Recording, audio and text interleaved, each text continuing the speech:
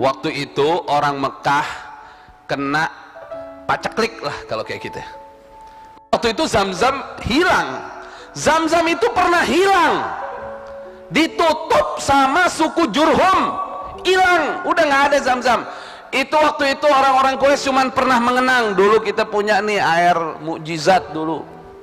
Abdul Muttalib, waktu Abraha datang, orang Mekah bingung, gimana kita ngelawan dia? Karena Qabailul Arab itu udah selama perjalanan udah nyerah semua masih Abraha. Nggak ada yang bisa ngelawan tentaranya Abraha yang sangat kuat ketika itu. Nggak sampai kota Mekah, nggak sampai ngelihat Ka'bah Abraha itu. Bukan seperti yang dilukiskan oleh sebagian orang, bala tentaranya udah nyampe depan Ka'bah. Nggak nyampe, belum nyampe Masjidil Haram udah datang tuh toiran ababil, dilemparkan. Setiap batu udah ada namanya, setiap batu udah ada namanya. Siapa yang kena batu itu, tuk, itu hancur tuh, seperti makanan-makanan onta tuh, hatta tangannya nggak berbentuk tangan, kakinya nggak berbentuk kaki, hancur.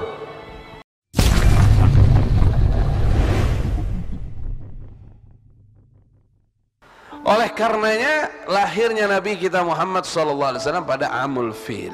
Sebagaimana yang antum ketahui, ada raja yang zalim dari Yaman, raja yang zalim dari Yaman, tapi dia bukan orang Yaman, dia bukan orang Yaman, dia bukan orang Arab, dia adalah orang Afrika, namanya adalah Abraha. Saat itu Son'a dijajah oleh Abraha. Abraha jadi raja di Son'a. Dia ngelihat orang Arab ini tiap tahun berangkat haji. Zaman dulu jahiliyah juga berangkat haji, cuman caranya salah, udah masuk kesyirikan di dalamnya. Makanya diutus Nabi kita Muhammad sallallahu alaihi wasallam untuk mengembalikan kepada kemurnian dan menyempurnakannya. Sallu ala Nabi Muhammad. Allahumma salli wa sallim wa barik alaihi wa ala alihi. Dia bilang, terbentuk dari apa sih Ka'bah di Mekah? Dia belum pernah ke sana. Terbentuk dari batu biasa. Kita bikin dari emas. Kita bikin dari apa? Dari emas. Dia pikir dengan emas dia bisa nandingin yang pakai batu biasa. Nggak bisa. Sesuatu yang dicintai oleh Allah tidak bisa ditandingi dengan harta. Makanya jangan ikut-ikutan dengan pemikiran orang-orang model sebagian kecil lah orang zaman sekarang. Kalau mau mulia, mau dipandang orang, maka katanya sebagian kecil nih orang ngomong apa? Maka mesti banyakin apa? Ini apa ini?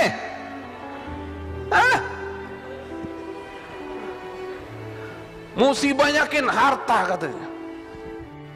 Itu Abraha. Semua sejarah itu yang pernah terjadi harus kita ambil pelajaran. Abraha bikin tandingan Ka'bah pakai apa? Pakai emas murni. Logikanya ini ada emas murni nih, sono bangunan cuman dari batu biasa. Yang menarik yang mana? Logikanya emas lebih menarik. Tapi orang nggak ada yang mau datengin tuh tempat yang Abraha bikin, karena niat dia mau nyaingin Ka'bah. Orang pada takut kualat. Bahkan saat itu ada salah seorang dari suku Quraisy memberanikan diri, dia masuk dalam tempat yang dibuat oleh Abraha dan dia mengeluarkan kotorannya di dalam. Karena ini Abraha mau ngelarang orang mau ke Ka'bah. Mau nyaingin pakai emas kagak bisa. Sebagaimana dulu Korun tahu nggak Korun? Kenal Korun nggak ente? Hah? Kenal nggak sama Korun? Kenal di mana? Korun.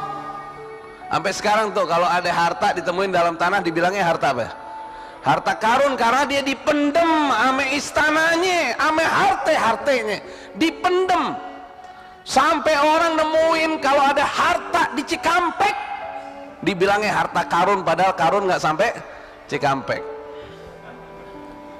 Cikampek, tahu Cikampek nggak? Sebelah sono Karawang. Walhasil, jadi para hadirin, dulu Korun juga begitu. Dia iri, dia dengki, ngelihat umat lebih menyanjung Nabi Musa, ngelihat umat lebih percaya Nabi Musa, ngelihat umat lebih kagum sama Nabi Musa, ngelihat umat lebih mengidolakan Nabi Musa. Dia nggak terima. Kenapa? Karena bagi dia Musa kan lebih miskin dibanding saya. Musa rumahnya jelek dianggapnya sama Korun. Kalau Korun punya istana, mestinya mereka lebih mengagumi aku dibanding Musa bagi Korun. Tapi itu tidak berhasil. Kenapa Bani Israel lebih mengagumi Nabi Musa? Karena Nabi Musa dekat dengan Allah, karena Nabi Musa disayang Allah, karena Nabi Musa menggunakan akhlak, karena Nabi Musa berjalan sesuai aturan Allah Subhanahu wa ta'ala. Berikan pemikiran ini sama anak-anakmu, bahwa siapapun yang dekat dengan Allah tidak bisa disaingi dengan ahli dunia. Tidak bisa, tidak bisa. Ya salam ente, ya salam ente. Abraham nggak berhasil, Korun nggak berhasil, Firaun juga begitu, nggak berhasil. Abu Lahab tidak mau ngikutin Nabi karena dia menganggap, masa saya yang lebih kaya ngikutin keponakan. Nggak berhasil dia. Tetap yang disanjung adalah orang yang dekat dengan Allah. Kasih tahu itu sama keluargamu, kasih tahu itu sama anak-anakmu. Dekat sama Allah nak, dekat sama Allah nak. Ikuti Nabi Muhammad SAW, kau akan mulia. Siapa sebelumnya Abu Bakar As-Siddiq? Abu Bakar As-Siddiq, walaupun dia dari bangsa Quraisy, dia bukan dari keturunan yang diunggulkan di Quraisy, tapi dia bisa menjadi khalifah dan namanya dikenal oleh masyarakat dunia, dan namanya akan lebih berkibar lagi nanti di yaumul kiamah. Karena apa? Karena kedekatannya, keimanannya kepada Nabi kita Muhammad Sallallahu Alaihi Wasallam. Siapa sebelumnya? Umar bin Khattab menjadi mulia karena dekat dengan Rasulullah. Sayyiduna Uthman menjadi mulia karena dekat dengan Rasulullah. Sayyiduna Ali menjadi mulia karena dekat dengan Rasulullah. Lebih lagi siapa sebelumnya? Bilal bin Rabah, seorang budak sahaya yang tidak dihargai hidupnya, disiksa oleh Umayyah, berubah menjadi orang yang istimewa, menjadi orang yang mulia. Bahkan waktu beliau hidup di dunia, suara terompa langkah kaki Bilal sudah masuk surga Allah. Semua itu karena beliau dekat dengan Nabi kita Muhammad Sallallahu Alaihi Wasallam. Jadi balik lagi, kelahiran Rasulullah fi amil fil, menurut banyak ulama 50 hari. Menurut banyak riwayat 50 hari sebelum lahirnya Nabi kita Muhammad Sallallahu Alaihi Wasallam, Abraha menyerang Makkah Al-Mukarramah guna untuk menghancurkan Ka'bah. Tapi saat itu Mekah lagi dipimpin oleh kakeknya Rasulullah Sallallahu Alaihi Wasallam. Namanya siapa? As-Sayyid Abdul Muttalib, atau nama aslinya adalah Syaibah. Nama aslinya adalah Syaibah. Beliau putranya As-Sayyid Hashim. Nabi kita Muhammad SAW itu dikeluarkan atau dilahirkan dari keturunan terbaik di alam muka bumi Allah Subhanahu wa ta'ala. Dari keturunan Nabi Ibrahim, dipilih dari putra terbaik Nabi Ibrahim yaitu Nabi Ismail, dipilih dari Bani Kinanah. Dari Bani Kinanah dipilih dari bangsa Quraisy yang diawali dari Fihr. Kemudian dipilih dari bangsa Quraisy keturunan terbaik dari suku Abdi Manaf. Dipilih dari Abdi Manaf keturunan terbaik dari suku Hashim. Dipilih dari Hashim putranya terbaik yaitu Abdul Muttalib. Dipilih Dimulai dari anak Abdul Muttalib terbaik, yaitu Abdullah, lahirlah Nabi kita Muhammad sallallahu alaihi wa alihi wasallam. Ini bukan orang sembarangan semua kakeknya Rasulullah ke atas. Selalu Rasulullah itu bin pemimpin, bin pemimpin, bin pemimpin, bin pemimpin, bin pemimpin, sampai Nabi Ibrahim, sampai Nabi Adam alaihim wa ala nabiyina afdhalus salah wassalam. Waktu itu orang Mekah kena paceklik lah kalau kayak gitu. Waktu itu Zamzam hilang. Zamzam itu pernah hilang, ditutup sama suku Jurhum, hilang, udah nggak ada Zamzam. Itu waktu itu orang-orang Quraisy cuman pernah mengenang, dulu kita punya nih air mukjizat dulu. Kedatangan kakek kita semua Nabi Ismail dulu pernah ada air itu. Air itu mineralnya tinggi, bisa menggantikan makan, bahkan nggak pakai makan minum air itu tetap kenyang. Air itu tidak pernah habis untuk jamaah haji. Hanya kenangan saja karena airnya sudah hilang, dipendem sumurnya sama suku Jurhum. Singkat kisah, waktu masa paceklik banyak orang yang mati kelaparan. Hashim, ayah dari kakeknya Nabi kita Muhammad sallallahu alaihi wasallam, beliau bilang, ini kita harus dagang, kita keluar, kita bawa modal kita dagang ke negeri Syam, nanti hasil keuntungannya kita beli bahan-bahan makanan atau bahan pokok, kita bawa ke sini jadi orang Mekah bisa makan. Di antara mereka ada yang khawatir akan keselamatan perjalanan. Mereka bilang, bagaimana kalau kita dirampok di jalan? Bagaimana kalau ada orang menjahati kita di jalan? Kata Hashim, kita tidak mungkin akan dirampok dan dijahati, karena kita adalah tetangga-tetangga Ka'bah. Orang tidak mungkin berani melukai kita. Mereka butuh kita dan mereka butuh Ka'bah. Masuk kepercayaan itu, keyakinan itu.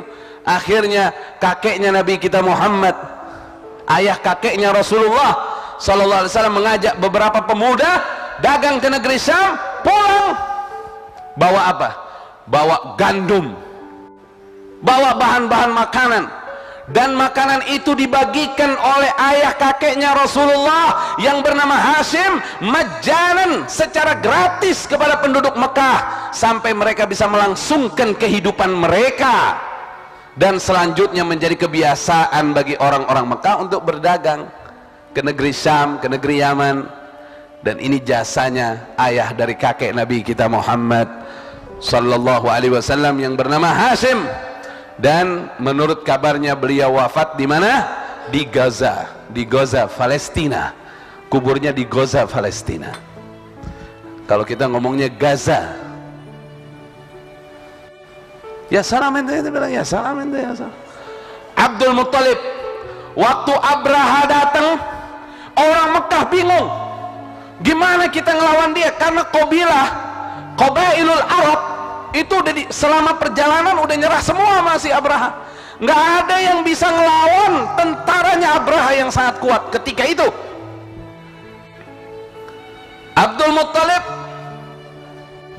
didatangi oleh orang-orang utama dari suku Quraisy, bilang gimana ini Abdul Muttalib? Nanya aja sama Abdul Muttalib, karena Abdul Muttalib ini ahli hikmah, dia banyak mendapatkan kelebihan. Di antaranya yang menemukan kembali air Zamzam adalah Abdul Muttalib lewat mimpi. Dia disampaikan lewat mimpinya, tuh tempatnya di sini, digali tempatnya, digali sama dia keluar air Zamzam. Makanya Zamzam itu dipegang kekuasaannya oleh Abdul Muttalib dan keturunannya. Singkat kisah, waktu Abraha datang, Abraha masih di dekat Mina sana. Saat itu dia nyolong onta-ontanya Abdul Muttalib. Abdul Muttalib punya onta banyak. Dikabarkan sama Abdul Muttalib, onta-onta milik antum diambil Abraha. Datang Abdul Muttalib, datang. Begitu datang, Dia cuman bawa anaknya satu, Haris, dia nggak bawa yang lain, berdua doang. Abraha lagi duduk di singgasana, begitu masuk kakeknya Rasulullah, Abdul Muttalib, wibawanya kan besar Abdul Muttalib. Itu Abraha sampai turun dari singgasananya nemuin Abdul Muttalib. Yang lain mana mau dia turun. Ini masalah pemberian dari Allah yang nggak bisa dilawan. Turun Abraha, nemuin Abdul Muttalib cara baik. Siapa engkau? Ana Sayyid Quraisy, saya pemimpin bangsa Quraisy. Abdul Muttalib Ibn Hashim. Nggak ada takutnya. Apa tujuanmu ke sini? Saya mau mengambil hak saya. Onta-onta saya telah diambil oleh bala tentaramu, kembalikan. Kata Abraha, kenapa kau ngurusin onta-onta kamu? Kami ingin menghancurkan sesuatu yang lebih mulia dari itu, yaitu Ka'bah. Kenapa kamu tidak marah? Kami ingin menghancurkan Ka'bah. Kenapa kamu tidak menghalangi kami? Kami ingin menghancurkan Ka'bah. Abdul Muttalib berusaha menyadarkan Abraha dengan mengatakan, onta-onta itu adalah milikku. Kalau Ka'bah ada yang miliki, dan dia adalah pencipta alam semesta ini, dia yang memiliki Ka'bah, kamu berhadapan dengannya. Maksudnya Abdul Muttalib, ente sama anak aja takut, gimana ente mau ngadepin Ka'bah? Maksudnya yang punya Allah nih. Apa yang terjadi? Abraha bilang, ya udah kembalikan nih onta-ontanya. Takut dia. Balik Abdul Muttalib. Abdul Muttalib bilang apa sama orang Mekah? Semua kosongkan rumah kalian, kita ngungsi dulu ke bukit. Disuruh ngungsi semuanya, keluar dari Mekah semuanya tanpa terkecuali. Nggak sampai kota Mekah, nggak sampai ngelihat Ka'bah Abraha itu. Bukan seperti yang dilukiskan oleh sebagian orang, bala tentaranya udah nyampe depan Ka'bah. Nggak nyampe, belum nyampe Masjidil Haram udah datang tuh toiran ababil, tarmihim bihijaratin min sijil faj'alahum ka'asfim ma'kul. Dilemparkan tuh sama burung-burung ababil.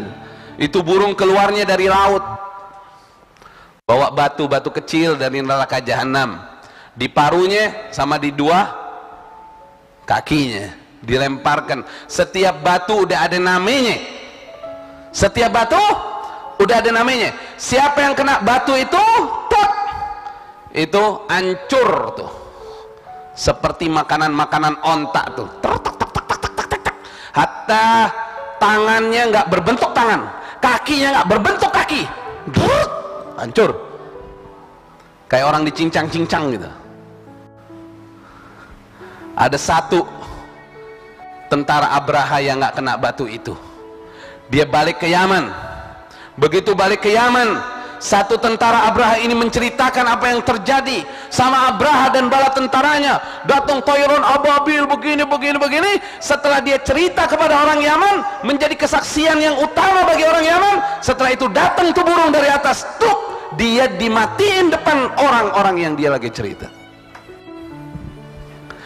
Dan 50 hari setelah kejadian itu, lahirlah Nabi kita Muhammad sallallahu alaihi wasallam, yang dinanti-nantikan kelahirannya. Lebih dinanti kelahirannya oleh para malaikah, oleh para nabi dan rasul. Sebenarnya yang menanti kelahiran Rasulullah yang pertama adalah Nabi Adam alaihi salatu wassalam.